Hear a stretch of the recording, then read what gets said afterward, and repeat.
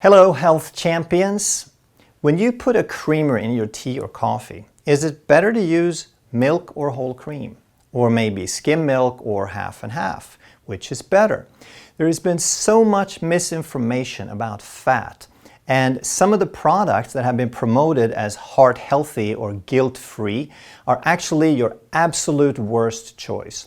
So today we're going to talk about this from a perspective of what really matters, which is how do these products affect your blood sugar and your insulin response? Coming right up. Hey, I'm Dr. Ekberg. I'm a holistic doctor and a former Olympic decathlete. And if you want to truly master health by understanding how the body really works, make sure you subscribe and hit that notification bell so you don't miss anything. So let's talk about glycemic index real quick. That's a measurement of how quickly your blood sugar rises in response to eating a food. In other words, after you consume the food, how long does it take before that food enters your bloodstream? Now, they've done measurements with this, and you can find tables, but there are some problems with this as well. There's some limitations to the measurement and to the concept.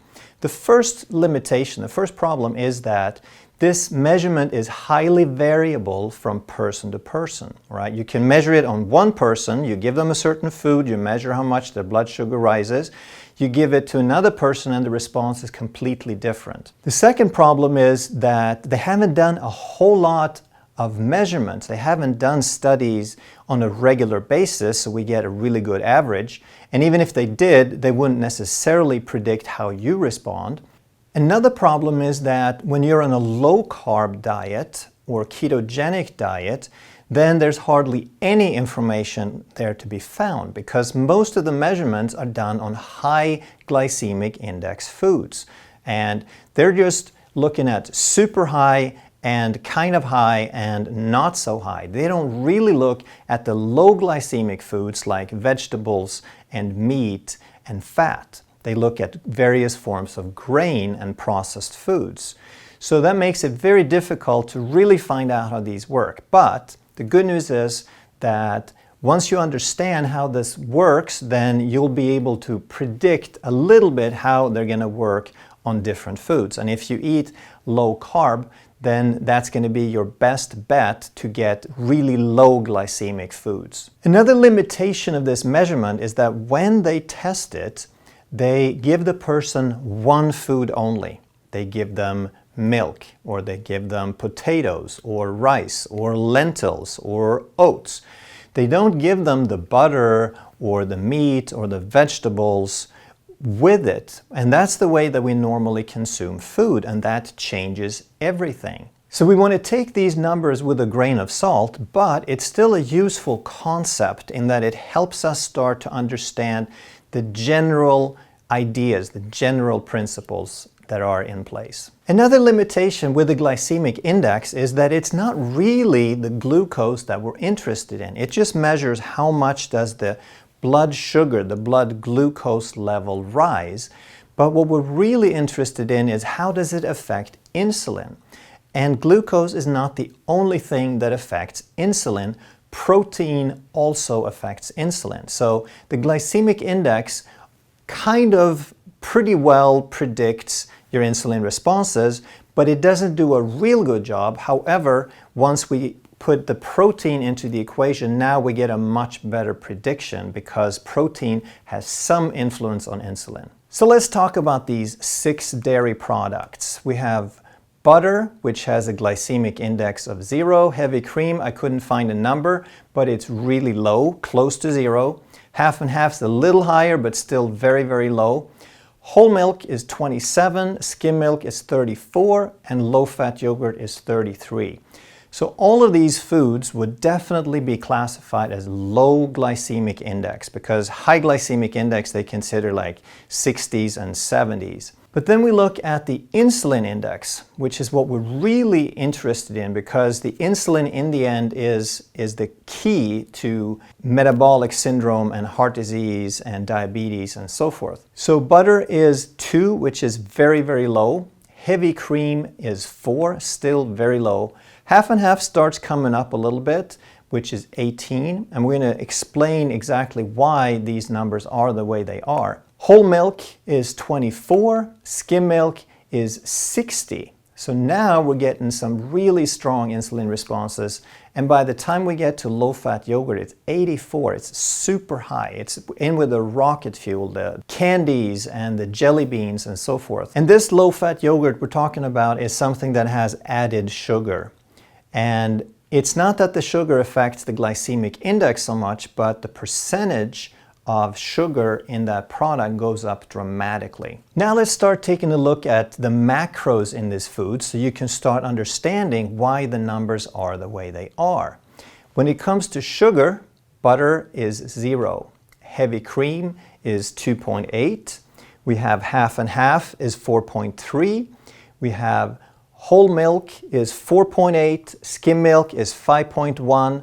And the low-fat yogurt, which is kind of a fruit or vanilla or something, has added sugar, so it has 18% sugar. So all of these macros are in grams per 100, so it's a percentage basically. Then we look at protein.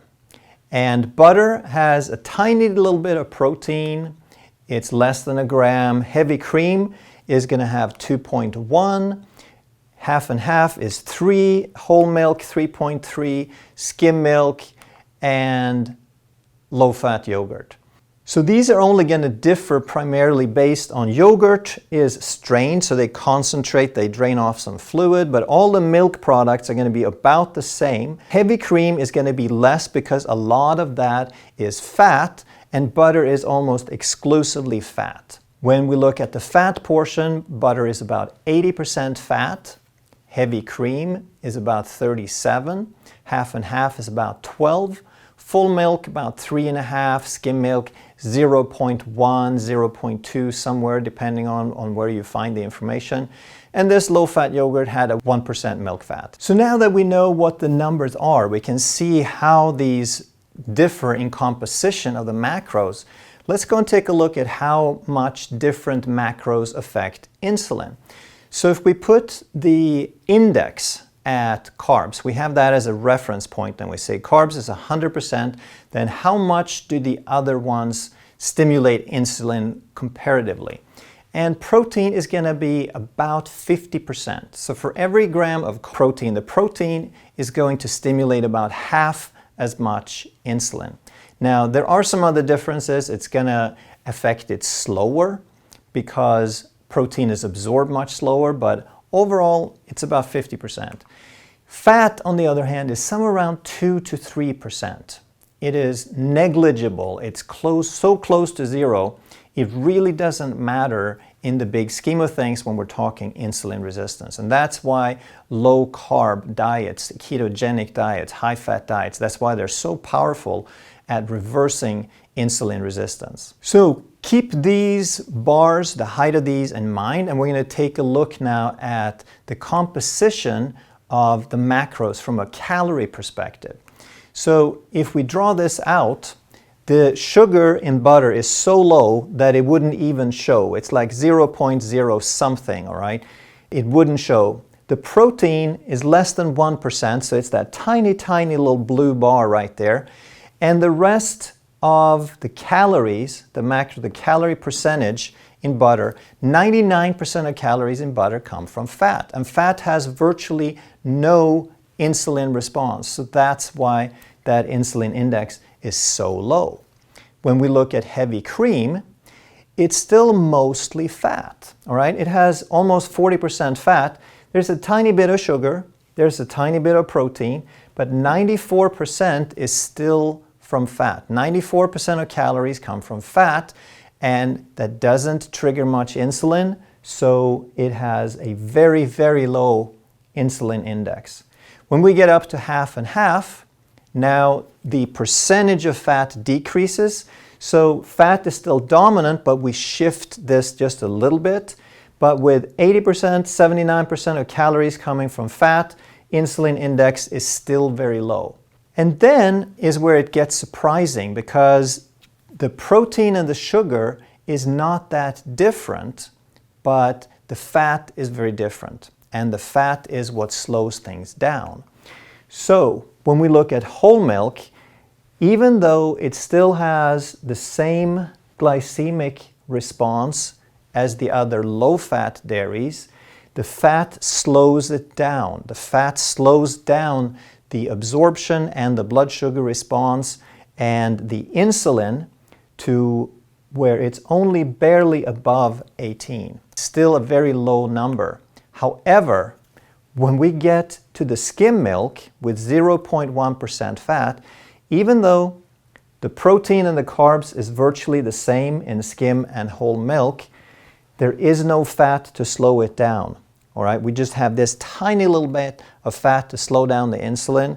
So now we get an insulin response of 60, which puts it at a high glycemic food. And low-fat yogurt is, again, because so much of the calories come from sugar, then we're going to have a much faster insulin response from that. So here's what I want you to take away from this, is to understand the proportion of these different macros. When you put them in graphics like this, you can see that it goes from almost all fat, even in cream, which doesn't seem too far from skim milk, the percentages change dramatically. And if you understand this about food, you understand that the sugar is what drives it, the protein is kind of in the middle, and the fat is what slows it down, then you can tell how different foods are going to affect you. If you enjoyed this video, make sure you also check out that one.